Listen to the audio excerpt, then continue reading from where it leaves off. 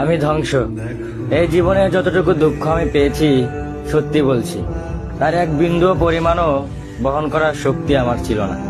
কখনো চাইলেই কাঁদতে পারিনি, কখনো কারো কাঁধে মাথা রেখে বলতে পারিনি আমি ভালো নেই।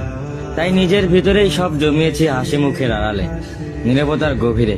মানুষ ভাবে আমি শক্ত, আমি নির্লিপ্ত, আমি সব পারি, অথচ কেউ জানে না ভেতরে ভেতরে আমি কতবার ভেবেছি। একা রাতে বালিশ ভিজিয়েছি, চোখের জল দিয়ে গোপনে যুদ্ধ চালিয়ে গেছি। আমি নিজেকে এতবার জোড়া লাগিয়েছি যে এখন নিজের আসল রূপটাই ভুলে গেছি। কখনো ভাবিনি হয়তো এই দুঃখগুলো সামলে নিতে পারবো, হয়তো সময় ঠিক করে দিবে সবকিছু।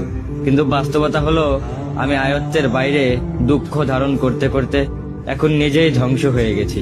এখন মনে হয় আমি নেই, আমি কেবল এক ভাঙা মানুষ, যার ভিতরে অনেক কথা জমে আছে কিন্তু শোনার কেউ নেই।